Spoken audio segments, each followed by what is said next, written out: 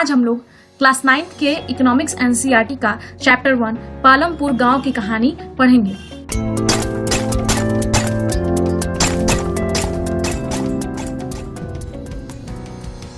अवलोकन।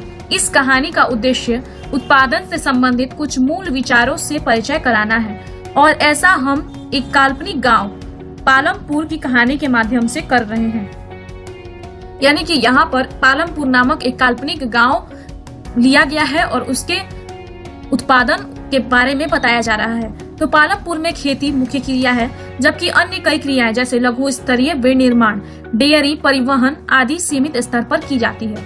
इन उत्पादन क्रियाओं के लिए विभिन्न प्रकार के संसाधनों की आवश्यकता होती है, यथा प्राकृतिक संसाधन, मानव निर्मित वस्तुएं, मानव प्रयास, मुद्रा आदि।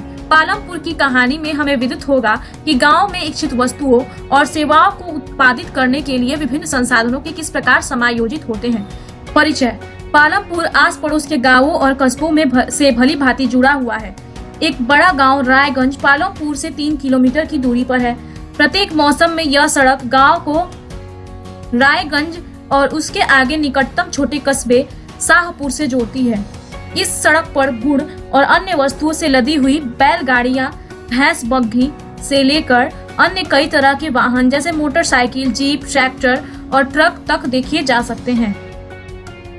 इस गांव में विभिन्न जातियों के लगभग 450 परिवार रहते हैं। गांव में अधिकांश भूमि के स्वामी उच्च जाति के 80 परिवार हैं।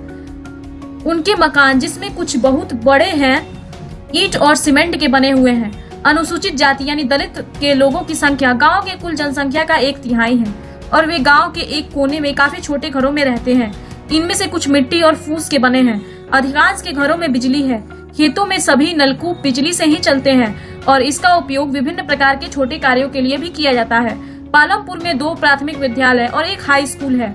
गांव में एक राजकीय प्राथमिक स्वास्थ्य केंद्र और एक निजी औषधालय भी है, जहां रोगियों का उपचार किया जाता है। उपयुक्त विवरण से स्पष्ट है कि पालमपुर में सड़कों, परिवहन से साधनों, बिजली, सिंचाई, विद्यालयों और स्वास्थ्य केंद्रों का पर्याप्त विकसित तंत्र है। इन सुविधाओं की तुलना अपने निकट के गांव में उपलब्ध सुविधाओं से कीजिए। एक काल्पनिक गांव पालमपुर की कहानी हमें किसी भी गांव के विभिन्न प्रकार के उत्पादन संबंधी गतिविधियों के बारे में बताएगी। यहाँ पे पालमपुर, जो कि एक काल्पनिक गांव है, के बारे में बताया गया है। काल्पनिक गांव यानी कि यह गांव वास्तविक रूप से मौजूद नहीं है। इस गांव की कल्पना की गई है कि एक गांव है, उसके आस पड़ोस में एक बड़ा गांव है रायगंज, जो पालमपुर से 3 किलोमीटर दूर है, जहाँ पे 450 परिवार रहते हैं, जिसमें से 75% लोग कृषि पर निर्भर है। भूस्वामी परिवार 80 है। अनुसूचित जाति गांव की कुल जनसंख्या का 1/3 है। विद्यालय में 2 प्राथमिक विद्यालय हैं, एक हाई स्कूल है और हॉस्पिटल में एक राजकीय प्राथमिक स्वास्थ्य केंद्र है और एक निजी औषधालय है। यहाँ की मुख्य क्रिया खेती है। अन्य क्रिया भी निर्माण, डेयरी, परिवहन आदि है। यहाँ पे संसाधन में प्राकृतिक संसाधन, मानव निर्मित संसाधन, मानव प्रयास, मुद्रा आदि है। तो भारत के गांवों में खेती उत्पादन की प्रमुख गतिविधि है। अन्य उत्पादन गतिविधियों में, जिन्हें गैर कृषि क्रियाएं कहा जाता है, लघु विनिर्माण, परिवहन, दुकानदारी आदि शामिल है। हम उत्पादन के बारे में कुछ सामान्य बातें जानने के बाद इन दोनों प्रकार की क्रियाओं पर विचार करेंगे। तो उत्पादन होता क्या है? तो किसी भी वस्तु में अगर हम उपयोगिता का सृजन करते हैं यानी उपयोगिता लाते हैं तो उत्पादन कहते हैं। जैसे कि लकड़ी से हम लोग कोई मेज बनाए या फिर लकड़ी से कुर्सी आदि बनाना उत्पादन हो सकता है। तो इसका उद्देश्य क्या होता है? उत्पादन का उद्देश्य होता है आवश्यक वस्तुएं बनाना। तो आगे पढ़ते हैं। उत्पादन का संगठन। उत्पादन का उद्देश्य ऐसी वस्तुएं और सेवाएं उत्पादित करना है जिसकी हमें आवश्यकता है। वस्तुओं और सेवाओं के उत्पादन के लिए 4 चीजें आवश्यक हैं, जिसे हम लोग उत्पादन के साधन कह सकते हैं। पहली आवश्यकता है भूमि तथा अन्य प्राकृतिक संसाधन जैसे जल, वन, खनिज। यानी भूमि क्या है? तो भूमि को हम लोग समान अर्थ में धरती या पृथ्वी के रूप में जानते हैं, लेकिन अर्थशास्त्र में, इकोनॉमिक्स में भूमि का मतलब होता है जो वे सभी मुक्त चीजें जिन्हें प्रकृति ने हमें मुफ्त में दिया है। वे सभी चीजें जिन्हें प्रकृति ने हमें मुफ्त में दिया है, वे सभी चीजें भूमि है। जैसे कि खनिज, भूमि स्वयं, पहाड़, जंगल, नदी, समुद्र, हवा, धूप, ये सभी चीजें भूमि है। भूमि को हम लोग उत्पादन का निष्क्रिय साधन कहते हैं और मौलिक साधन भी कहते हैं और प्राकृतिक साधन भी कह सकते हैं। तो आगे पढ़ते हैं। दूसरी आवश्यकता है श्रम, अर्थात जो लोग काम करेंगे। कुछ उत्पादन क्रियाओं में जरूरी कार्यों को करने के लिए बहुत ज्यादा पढ़े लिखे कर्मियों की जरूरत होती है। दूसरी क्रियाओं के लिए शारीरिक कार्य करने वाले श्रमिकों की जरूरत होती है। प्रत्येक श्रमिक उत्पादन के लिए आवश्यक श्रम प्रदान करता है। तो श्रम क्या है? तो श्रम जो है वो मनुष्य का आर्थिक कार्य, आर्थिक यानी कि वे सभी कार्य जिससे मनुष्य को कुछ अर्थ यानी कि पैसा मिले, उसे हम लोग मनुष्य का आर्थिक कार्य कह सकते हैं। और मनुष्य के आर्थिक कार्य दो प्रकार के हो सकते हैं, एक शारीरिक श्रम और एक मानसिक श्रम। शरीर द्वारा किया गया श्रम शारीरिक श्रम, दिमाग द्वारा किया गया मानसिक श्रम। जैसे कि मजदूर द्वारा की गई मजदूरी शारीरिक श्रम का उदाहरण है और शिक्षक द्वारा बच्चों को पढ़ाना मानसिक श्रम का उदाहरण है, और यह उत्पादन का एक सक्रिय साधन है। तीसरी आवश्यकता भौतिक पूंजी है, अर्थात उत्पादन के प्रत्येक स्तर पर अपेक्षित की कई तरह के आगत। क्या आप जानते हैं कि भौतिक पूंजी के अंतर्गत कौन कौन सी मदें आती हैं? औजार, मशीन, भवन। औजारों तथा मशीन के अंतर्गत साधारण औजार जैसे किसान के हल से लेकर परिष्कृत मशीनें जैसे जनरेटर, टरबाइन, कंप्यूटर आदि आते हैं। औजारों, मशीनों और भवनों का उत्पादन में कई वर्षों तक प्रयोग होता है और इन्हें स्थायी पूंजी कहा जाता है। कच्चा माल और नगद मुद्रा। उत्पादन में कई प्रकार के कच्चे माल की आवश्यकता होती है, जैसे बुनकर द्वारा प्रयोग किए जाने वाले सूत और कुम्हार द्वारा प्रयोग में लाई जाने वाली मिट्टी। उत्पादन के दौरान भुगतान करने अथवा जरूरी माल खरीदने के लिए कुछ पैसों की भी आवश्यकता होती है। कच्चा माल और नगद पैसों को कार्यशील पूंजी कहते हैं। औजारों, मशीनों और भवनों से भिन्न ये चीजें उत्पादन क्रिया के दौरान समाप्त हो जाती हैं। तो पूंजी क्या है? प्रकृति की निःशुल्क वस्तुओं को छोड़कर, यानी कि वे सभी प्रकृति की वस्तुएं जो हमें मुफ्त में नहीं मिलती हैं वो सब संपत्ति जिससे आय प्राप्त होती है, जैसे कि बीज, कच्चा माल, मशीन, कारखाने, मकान आदि पूंजी है। और पूंजी के दो प्रकार यहाँ बताए गए हैं। पहला है स्थायी पूंजी जो कई वर्षों तक जिसका हम लोग उपयोग कर सकते हैं, जैसे भवन, मशीन। और दूसरा है कार्यशील पूंजी जो उत्पादन क्रिया के दौरान ही समाप्त हो जाती है, जैसे कि कच्चा माल या फिर नगद। एक चौथी आवश्यकता भी होती है, आपको स्वयं उपभोग हेतु बाजार में बिक्री हेतु उत्पादन करने के लिए भूमि, श्रम और भौतिक पूंजी को एक साथ करने योग्य बनाने के लिए ज्ञान और उद्यम की आवश्यकता पड़ेगी। यहाँ पे दो चीजों के बारे में बताया गया है, एक भौतिक पूंजी को एक साथ करना और उद्यम। तो भौतिक को एक साथ करना, सभी चीजों को एक साथ करना, भूमि, श्रम और पूंजी को एक साथ करना को हम लोग संगठन कहते हैं, जिसे उत्पादन के चौथे साधन के रूप में जानते हैं। तो उत्पादन के विभिन्न साधनों को एकत्र करके उत्पादन में लगाने में जो मदद करता है उसे हम लोग संगठन कहते हैं। ये भी उत्पादन का सक्रिय साधन है। और जो पांचवा वर्ड है उद्यम, तो उद्यम को हम लोग साहस कह सकते हैं। तो उत्पादन में जोखिम उठाने का जो कार्य होता है उसे हम लोग उद्यम कहते हैं, क्योंकि कोई भी उत्पादन कार्य में नफा भी हो सकता है या नुकसान भी हो सकता है। तो उन सभी चीजों को सहन करने की क्षमता होनी चाहिए, इस क्षमता को ही हम लोग उद्यम कह सकते हैं। तो आजकल इसे मानव पूंजी, उत्पादन, भूमि, श्रम, पूंजी को संयोजित करके संगठित होता है, जिसे उत्पादन के कारक कहा जाता है। पालमपुर की कहानी पढ़ने के क्रम में हम उत्पादन के प्रथम 3 कारकों के बारे में और अधिक सीखेंगे। सुविधा के लिए इस अध्याय में हम भौतिक पूंजी को पूंजी कहेंगे। पालमपुर में खेती, भूमि स्थिर है। पालमपुर में खेती उत्पादन की प्रमुख क्रिया है। काम करने वालों में 75% लोग अपनी जीविका के लिए खेती पर निर्भर है। वे किसान अथवा कृषि श्रमिक हो सकते हैं। इन लोगों का हित खेतों में उत्पादन से जुड़ा हुआ है। लेकिन याद रखिए, कृषि उत्पादन में एक मूलभूत कठिनाई है। खेती में प्रयुक्त भूमि क्षेत्र वस्तुतः स्थिर होता है। पालमपुर में वर्ष 1960 से आज तक जुताई के अंतर्गत भूमि क्षेत्र में कोई विस्तार नहीं हुआ है। उस समय तक गांव की कुछ बंजर भूमि को कृषि योग्य भूमि में बदल दिया गया था। नई भूमि को खेती योग्य बनाकर कृषि उत्पादन को और बढ़ाने की कोई गुंजाइश नहीं है। भूमि मापने की मानक इकाई हेक्टेयर। यद्यपि गांव में भूमि का माप बीघा, गुंठा आदि क्षेत्रीय इकाइयों में भी किया जाता है। 1 हेक्टेयर 100 मीटर की भुजा वाले वर्ग के क्षेत्रफल के बराबर होता है। क्या आप 1 हेक्टेयर के मैदान के क्षेत्र की तुलना अपने स्कूल के मैदान से कर सकते हैं? यहाँ पे भूमि मापने की इकाई के बारे में बताया गया है, जो कि हेक्टेयर, बीघा, गुंठा, जो कि एक क्षेत्रीय इकाई है। क्या उसी भूमि से अधिक पैदावार करने के कोई और तरीका है? हाँ, यहाँ जिस प्रकार की फसल पैदा की जाती है और जैसी सुविधाएं उपलब्ध है, उसे देखते हुए पालमपुर उत्तर प्रदेश के पश्चिमी भाग के गांव की तरह लगता है। पालमपुर में समस्त भूमि पर खेती की जाती है, कोई भूमि बेकार नहीं छोड़ी जाती। बरसात मौसम यानी खरीफ में किसान ज्वार, बाजरा उगाते हैं। इन पौधों को पशु के चारे के लिए प्रयोग में लाया जाता है। इसके बाद अक्टूबर और दिसंबर के बीच आलू की खेती होती है। सर्दी के मौसम यानी रबी में खेतों में गेहूं उगाया जाता है। उत्पादित गेहूं में परिवार की खाने के लिए रखकर शेष गेहूं किसान रायगंज की मंडी में बेच देते हैं। भूमि के एक भाग में गन्ने की खेती भी की जाती है, जिसका वर्ष में एक बार कटाई भी होता है। गन्ना अपने कच्चे रूप में या गुण के रूप में शाहपुर के व्यापारियों को बेचा जाता है। तो खरीफ फसल और रबी फसल, यहाँ दो प्रकार की फसलों के बारे में बताया जाता है। तो खरीफ फसल क्या है, यानी बरसात का मौसम में यानी जुलाई से अक्टूबर तक के में जो फसलें उगाई जाती है उसे हम खरीफ फसल कहते हैं। इन फसलों में बाजरा, धान, ज्वार, हरी सब्जियां आदि आती हैं। रबी फसल नवंबर से फरवरी यानी जाड़े के मौसम में उगाए जाने वाली फसलें हैं, जो इस फसलों में गेहूं, दलहन, तिलहन, आलू आदि आते हैं। पालमपुर में एक वर्ष में किसान 3 अलग अलग फसलें इसलिए पैदा कर पाते हैं क्योंकि वहां सिंचाई की सुविकसित व्यवस्था है। पालमपुर में बिजली जल्दी ही आ गई थी। उसका मुख्य प्रभाव यह पड़ा कि सिंचाई की पद्धति ही बदल गई। तब तक किसान कुआं से रहट द्वारा पानी निकालकर छोटे छोटे खेतों की सिंचाई किया करते थे। लोगों ने देखा कि बिजली से चलने वाले नलकूपों से ज्यादा प्रभावकारी ढंग से अधिक क्षेत्र की सिंचाई की जा सकती थी। प्रारंभ में कुछ नलकूप सरकार द्वारा लगाए गए थे, पर जल्दी ही किसानों ने अपने निजी नलकूप लगाने प्रारंभ कर दिए। परिणाम स्वरूप 1970 के दशक के मध्य तक 200 हेक्टेयर के पूरे जुते हुए क्षेत्र की सिंचाई होने लगी। एक वर्ष में किसी भूमि पर एक से ज्यादा फसल पैदा करने को बहुविध फसल प्रणाली कहते हैं। बहुविध फसल प्रणाली क्या होता है? तो एक वर्ष में एक ही भूमि पर एक से ज्यादा फसल पैदा करना, हम लोग उसे बहुविध फसल प्रणाली यानी मल्टीपल क्रॉपिंग सिस्टम कहते हैं। यह भूमि के किसी एक टुकड़े में उपज बढ़ाने की सबसे सामान्य प्रणाली है। पालमपुर में सभी किसान कम से कम 2 मुख्य फसलें पैदा करते हैं। कई किसान पिछले 15-20 वर्षों से तीसरी फसल के रूप में आलू पैदा कर रहे हैं।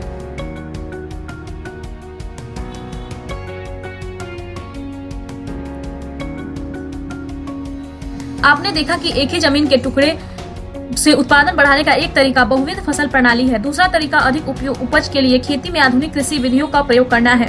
उपज को भूमि के किसी टुकड़े में एक ही मौसम में पैदा की गई फसल के रूप में मापा जाता है। 1960 के दशक के मध्य तक खेती की पारंपरिक बीजों का प्रयोग किया जाता था। उनकी उपज अपेक्षाकृत कम थी। परंपरागत बीजों को कम सिंचाई की आवश्यकता होती थी। किसान उर्वरकों के रूप में गाय का गोबर या दूसरी प्राकृतिक खाद का प्रयोग करते थे।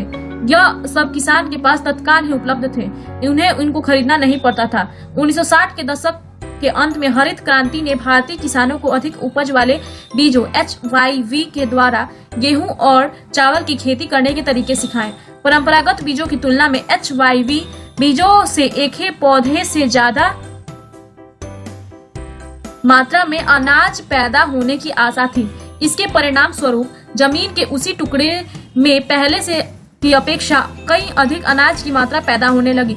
यद्यपि अति उपज प्रजातियों वाले बीजों को अधिकतम उपज पाने के लिए बहुत ज्यादा पानी तथा रासायनिक खाद और कीटनाशकों की जरूरत थी।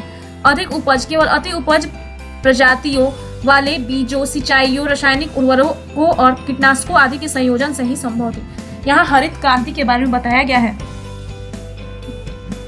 1960 के अंत में हरित क्रांति ने भारतीय किसानों को अधिक उपज पाने वाले बीज यानी HYV के द्वारा गेहूं और चावल की खेती करने के तरीके सिखाए और इससे पैदावार भी बढ़ी। पंजाब, हरियाणा, पश्चिमी उत्तर प्रदेश के किसानों ने सबसे पहले आधुनिक तरीकों का प्रयोग किया था और इसके लिए हरित क्रांति में क्या किया गया था, तो सिंचाई के लिए नलकूप का इस्तेमाल, HYV बीज का इस्तेमाल, रासायनिक उर्वरकों का इस्तेमाल, कीटनाशकों का इस्तेमाल, ट्रैक्टर एवं अन्य मशीनों का भी इस्तेमाल किया गया। भारत में पंजाब, हरियाणा और पश्चिमी उत्तर प्रदेश के किसानों ने खेती के आधुनिक तरीकों का सबसे पहले प्रयोग किया। इन क्षेत्रों में किसानों ने खेती की सिंचाई के लिए नलकूप और HYV जो रासायनिक उर्वरकों तथा कीटनाशकों का प्रयोग किया। उनमें से कुछ ने ट्रैक्टर और फसल गहने के लिए मशीनें खरीदी, जिसने जुताई और कटाई के काम को तेज कर दिया। उन्हें इनसे गेहूं की ज्यादा पैदावार प्राप्त हुई। पालमपुर में परंपरागत बीजों से गेहूं की उपज 1300 किलोग्राम प्रति हेक्टेयर थी। HYV बीजों की उपज 3200 किलोग्राम प्रति हेक्टेयर तक पहुंच गई। गेहूं के उत्पादन में बहुत अधिक वृद्धि हुई। किसानों के पास बाजार में बेचने को अब अधिशेष गेहूं की काफी मात्रा उपलब्ध थी। क्या भूमि यह धारण कर पाएगी? भूमि एक प्राकृतिक संसाधन है, अतः इसका सावधानी पूर्वक प्रयोग करने की जरूरत है। वैज्ञानिक रिपोर्टों से संकेत मिलता है कि खेती की आधुनिक कृषि विधियों ने प्राकृतिक संसाधन के आधार का अति उपयोग किया है। अनेक क्षेत्रों में हरित क्रांति के कारण उर्वरकों के अधिक प्रयोग से मिट्टी की उर्वरता कम हो गई है। इसके अतिरिक्त नलकूपों से सिंचाई के कारण भूमि जल के सतत उपयोग से भौम जल स्तर कम हो गया है। मिट्टी की उर्वरता और भौम जल जैसे पर्यावरणीय संसाधन कई वर्षों में बनते हैं। एक बार नष्ट होने के बाद उन्हें पुनर्जीवित करना बहुत कठिन है। कृषि का भावी विकास सुनिश्चित करने के लिए हमें पर्यावरण की देखभाल करनी चाहिए। यहाँ पे बताया गया है कि रासायनिक उर्वरकों के इस्तेमाल से बहुत हानि देखने को मिला। ये पानी में घुल जाते हैं और पौधों को तुरंत मिल जाते हैं, लेकिन मिट्टी इन्हें लंबे समय तक धारण नहीं कर सकती। मिट्टी से निकलकर ये जल को प्रदूषित कर देते हैं और भूमि के जीवाणुओं को भी नष्ट करते हैं। मिट्टी की उर्वरता को भी कम कर देते हैं। इसीलिए प्राकृतिक संसाधनों की देखभाल करना बहुत जरूरी है। पालमपुर के किसानों ने भूमि किस प्रकार वितरित है, आपने यह जान लिया होगा कि खेती के लिए भूमि कितनी महत्वपूर्ण है। दुर्भाग्यवश खेती के काम में लगे सभी लोगों के पास खेती के लिए पर्याप्त भूमि नहीं है। पालमपुर में 450 परिवारों में से लगभग 1/3 अर्थात 150 परिवारों के पास खेती के लिए भूमि नहीं है, जो अधिकांशतः दलित हैं। बाकी परिवारों में से 240 परिवार जिसके पास भूमि है 2 हेक्टेयर से कम क्षेत्रफल वाले छोटे भूमि के टुकड़ों पर खेती करते हैं। भूमि के ऐसे टुकड़ों पर खेती करने से किसानों के परिवारों को पर्याप्त आमदनी नहीं होती है। चित्र 1.5 में आप गांव के चारों ओर बिखरे हुए भूमि के छोटे छोटे टुकड़े को देख सकते हैं। इन पर छोटे किसान खेती करते हैं। दूसरी ओर गांव के आधे से ज्यादा क्षेत्र काफी बड़े आकार के प्लॉट हैं। पालमपुर में मझौले और बड़े किसान के 60 परिवार हैं जो 2 हेक्टेयर से अधिक भूमि पर खेती करते हैं। कुछ बड़े किसानों के पास 10 हेक्टेयर या उससे अधिक भूमि है। यानी यहाँ पे भूमि के वितरण के बारे में बताया गया है कि भूमि का वितरण पालमपुर में असमान है। यानी असमान यानी कुछ के पास अधिक भूमि है तो कुछ के पास कम भूमि है तो कुछ के पास बिल्कुल ही नहीं है। 5वां श्रम की व्यवस्था कौन करेगा। भूमि के पश्चात श्रम उत्पादन का दूसरा आवश्यक कारक है। खेती में बहुत ज्यादा परिश्रम की आवश्यकता होती है। छोटे किसान अपने परिवारों के साथ अपने खेतों में स्वयं काम करते हैं। इस तरह वे खेती के लिए आवश्यक श्रम की व्यवस्था स्वयं ही करते हैं। मझौले और बड़े किसान अपने खेतों में काम करने के लिए दूसरे श्रमिकों को किराए पर लगाते हैं। खेतों में काम करने के लिए श्रमिक या तो भूमिहीन परिवारों से आते हैं या बहुत छोटे प्लॉटों में खेती करने वाले परिवारों से। खेतों में काम करने वाले श्रमिकों का उगाई गई फसल पर कोई अधिकार नहीं होता जैसे किसानों का होता है, बल्कि उन्हें उन किसानों द्वारा मजदूरी मिलती है जिनके लिए वे काम करते हैं। मजदूरी नगद या वस्तु जैसे अनाज के रूप में हो सकती है। कभी कभी श्रमिकों को भोजन भी मिलता है। मजदूरी एक क्षेत्र से दूसरे क्षेत्र, एक फसल से दूसरी फसल और खेत में एक से दूसरे कृषि कार्य के लिए अलग अलग होती है। रोजगार की अवधि में भी काफी भिन्नताएं हैं। खेत में काम करने वाले श्रमिक या तो दैनिक मजदूरी के आधार पर काम करते हैं या उन्हें कार्य विशेष जैसे कटाई या पूरे साल के लिए काम पर रखा जा सकता है। डाला पालमपुर में दैनिक मजदूरी पर काम करने वाला एक भूमिहीन श्रमिक है। इसका मतलब है कि उसे लगातार काम ढूंढते रहना पड़ता है। सरकार द्वारा खेतों में काम करने वाले श्रमिकों के लिए एक दिन का न्यूनतम वेतन 115 रुपया अप्रैल 2011 निर्धारित है, लेकिन डाला को मात्र 80 रुपए ही मिलते हैं। पालमपुर में खेतीहर श्रमिकों में बहुत ज्यादा स्पर्धा है, इसलिए लोग कम वेतन में भी काम करने को सहमत हो जाते हैं। डाला अपनी स्थिति के बारे में रामकली से शिकायत करता है, जो कि एक अन्य खेतीहर श्रमिक है। डाला और रामकली दोनों गांव के निर्धनतम व्यक्तियों में से हैं। 6, खेतों के लिए आवश्यक पूंजी। आप पहले ही देख चुके हैं कि खेती के आधुनिक तरीकों के लिए बहुत अधिक पूंजी की आवश्यकता होती है, अतः अब किसानों को पहले की अपेक्षा ज्यादा पैसे चाहिए। अधिसंख्य छोटे किसानों को पूंजी की व्यवस्था करने के लिए पैसा उधार लेना पड़ता है। वे बड़े किसानों से या गांव के साहूकारों से या खेती के लिए विभिन्न आगतों की पूर्ति करने वाले व्यापारियों से कर्ज लेते हैं। ऐसे कर्जों पर ब्याज की दर बहुत ऊंची होती है। कर्ज चुकाने के लिए उन्हें बहुत कष्ट सहना पड़ता है। छोटे किसानों के वितरित मझौले और बड़े किसानों को खेती से बचत होती है। इस तरह वे आवश्यक पूंजी की व्यवस्था कर लेते हैं। इन किसानों को बचत कैसे होती है, आप इसका उत्तर अगले भाग में पाएंगे।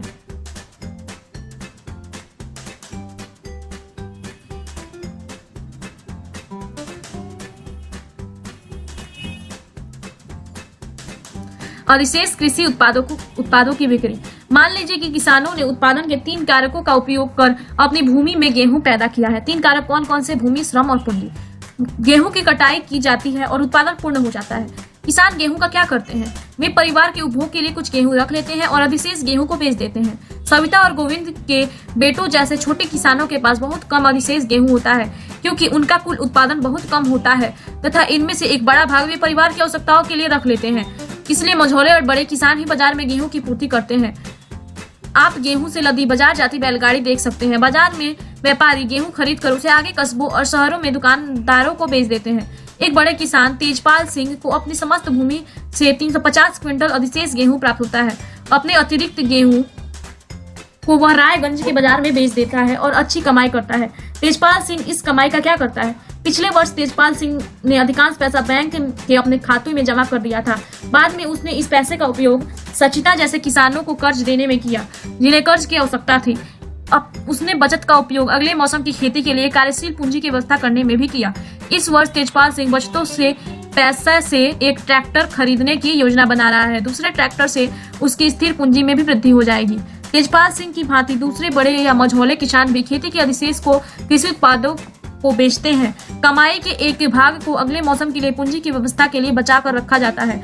इस तरह वे अपने खेती के लिए पूंजी की व्यवस्था अपनी बचतों से कर लेते हैं। कुछ किसान बचत का उपयोग पशु, ट्रक आदि खरीदने अथवा दुकान खोलने भी करते हैं। जैसा कि हम देखेंगे, इन सब को गैर कृषि कार्यों के लिए पूंजी कहते हैं। पालमपुर में गैर कृषि क्रियाएं। हमने देखा कि पालमपुर खेती ही प्रमुख उत्पादन क्रिया है। अब हम कुछ गैर कृषि उत्पादक क्रियाओं पर विचार करेंगे। पालमपुर में काम करने वाले केवल 25% लोग ही कृषि के अतिरिक्त अन्य कार्य करते हैं। पहला, डेयरी। अन्य प्रचलित क्रिया। पालमपुर में कई परिवारों में डेयरी एक प्रचलित क्रिया है। लोग अपनी भैंसों को कई तरह की घास, बरसात के मौसम में उगने वाले ज्वार, बाजरा, चर्री खिलाते हैं। दूध को निकट बड़े गांव रायगंज में बेचा जाता है। शाहपुर शहर के 2 व्यापारियों ने रायगंज में दूध संग्रहण एवं शीतलन केंद्र खोला हुआ है। यहाँ से दूध दूर दराज के शहरों और कस्बों में भेजा जाता है। दूसरा, पालमपुर में लघु स्तरीय विनिर्माण का एक उदाहरण। इस समय पालमपुर में 50 से कम लोग विनिर्माण कार्यों में लगे हैं। शहरों और कस्बों के बड़े फैक्ट्रियों में होने वाले विनिर्माण के विपरीत पालमपुर में विनिर्माण में बहुत सरल उत्पादन विधियों का प्रयोग होता है और उसे छोटे पैमाने पर ही किया जाता है। विनिर्माण कार्य पारिवारिक श्रम की सहायता से अधिकतर घरों या खेतों में किया जाता है। श्रमिकों को कभी कभार ही किराए पर लिया जाता है। पालमपुर में दुकानदार। पालमपुर में ज्यादा लोग व्यापार नहीं करते। पालमपुर में व्यापारी वे दुकानदार हैं जो शहरों के थोक बाजारों से कई प्रकार की वस्तुएं खरीदते हैं और उन्हें गाँव में लाकर बेचते हैं।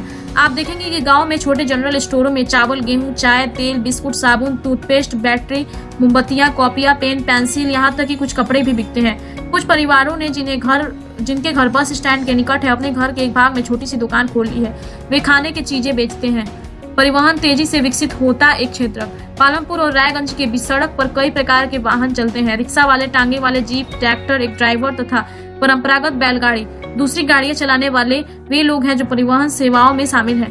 वे लोगों और वस्तुओं को एक जगह से दूसरी जगह पहुंचाते हैं और इसके बदले उन्हें पैसे मिलते हैं। गत कई वर्षों में परिवहन से जुड़े लोगों की संख्या बहुत बढ़ गई है। जल्दी से सब्सक्राइब करो और बेल आइकन पे क्लिक करो। Thanks for watching.